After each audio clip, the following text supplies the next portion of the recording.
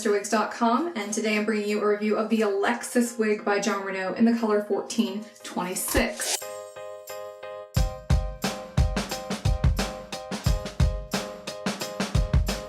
This is a really warm, dark blonde blend. If you want to learn more about this color, make sure you keep an eye out for the color spotlight of this 1426. And there is also a rooted version of this that has a light brown root that is called the 1426 S10. So that one will look very similar to this, except it will have a root color on it. This isn't so much about the color though.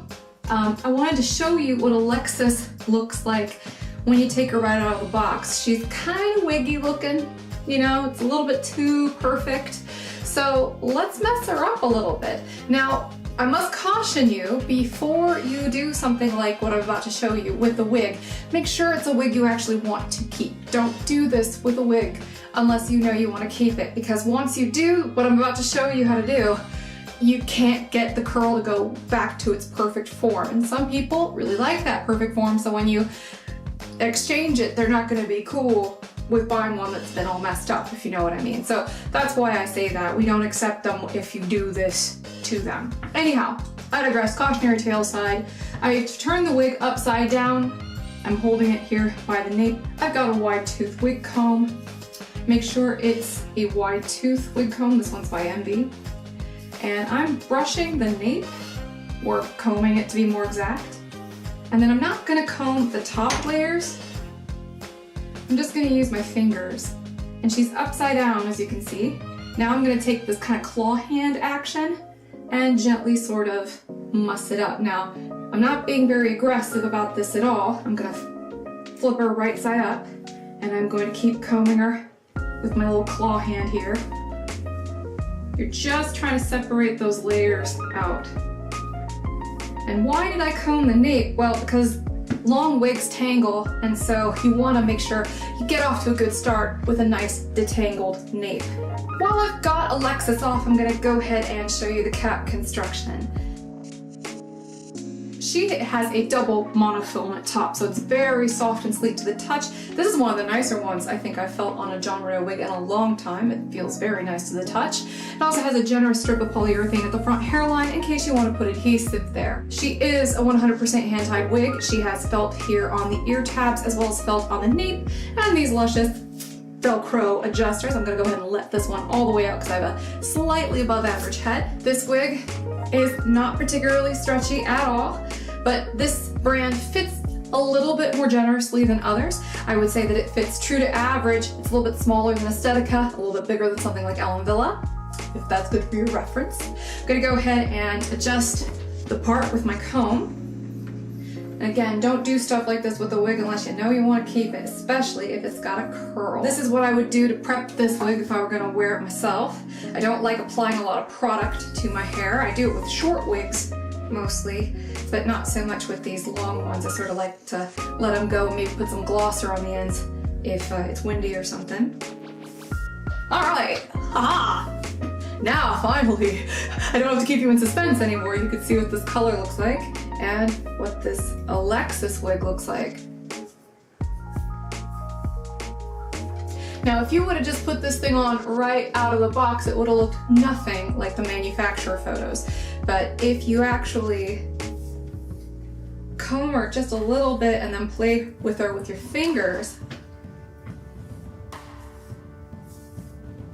she looks a lot like the product photos. Now, this does not have a lace front, so if you lift this up, you can see where the seam on the edge of the wig is.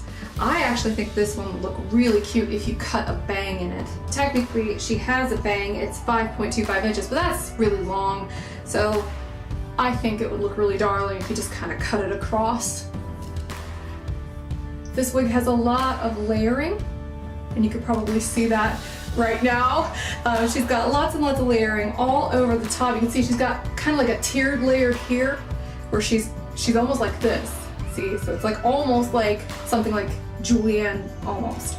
And then you add this extra little layer to the bottom that is thinned out compared to the top. So it's thickest up here, and you could probably tell. So it's kind of, it's going to sort of do this sort of thing here, you know, where it poofs out on the sides.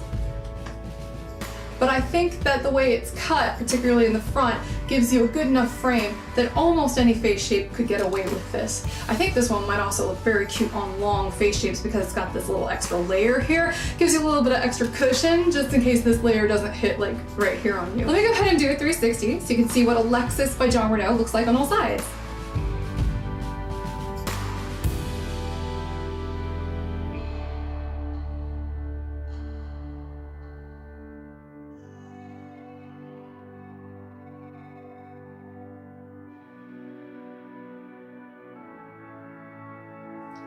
Here's that mono top in case you're curious. That is a nice mono top, and because it's got that double layer underneath that I showed you earlier, you don't have to wear a wig cap with this one.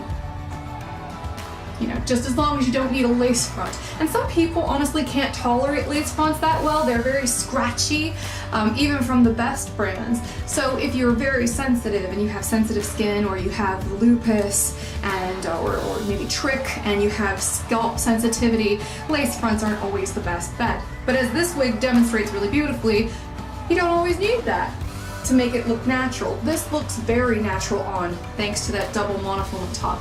And I love the layering. I love the curl.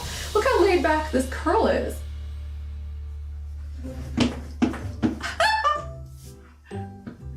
Swish. Ah. Yeah, I like this one. I think it's darling. I was on the fence about it, but I really like it. Especially after you play with it. And I have a sneaking suspicion that this is the sort of hair where you have to play with it quite a bit to get the most of it. But if you're going to play with it a lot like I am now, make sure that you use some kind of nice glossing spray on it, synthetic safe, to ensure minimal tangles. I'm Heather from CysterWigs.com, that's CysterWigs.com, and this has been the Alexis by Jon Renau in the color 1426. And so yeah, hopefully you like this sort of thing. If you enjoy our videos, make sure you subscribe. We also have a second YouTube channel where we debut all of our color spotlights. We've got lots of good things cooking at CysterWigs, so make sure you keep checking out the site and we'll keep building it so you have fun there. Thank you so much for watching, everybody, and have a great night.